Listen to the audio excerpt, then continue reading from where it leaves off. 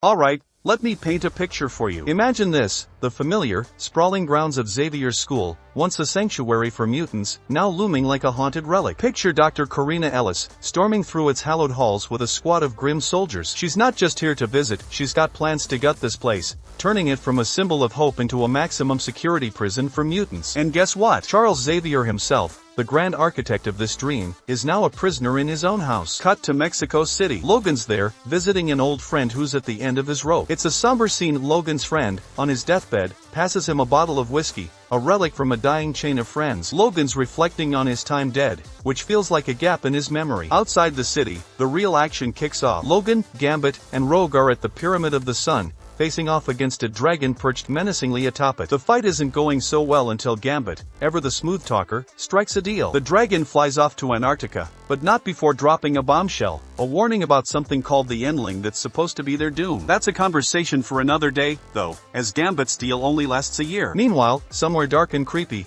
a girl with antlers, Fawn, is in serious trouble. An ominous presence called Mommy claims Fawn was betrayed by mutants and threatens her with something sinister. Fawn's terrified, and we're left hanging, wondering what's next. Back to Rogue, Gambit, and Logan. They're trying to figure out their next move. Rogue's nostalgic, thinking of rejoining Cyclops and his crew in Alaska, but Logan's not having it. They get a call from Beast, asking them to visit a young mutant in a terminal care ward. When they arrive, Nightcrawler's there, connecting with the kid. But just as things start to look up, Wolverine senses danger. The young mutant has a stroke and passes away. Grief-stricken, Rogue drags Gambit and Logan to New Orleans. It's Gambit's old haunts, and Rogue's determined to forge a new path for mutants. She vows never to return to the dark days before Xavier's school. But as she's rallying her team, Wolverine's instincts kick in. For young people, and a horse, stumble out of the woods, begging for help from a looming threat, probably Mommy from earlier. And that's where Uncanny X-Men #1 leaves us, with Rogue, Gambit, and Wolverine ready to build a new version of the X-Men from the ground up. The rest of the team, including Nightcrawler and Jubilee, will be joining them soon. And we've got a tease of new characters, the Outliers, waiting in the wings. So, mark your calendar for September 11th. That's when Uncanny X-Men #2 will drop,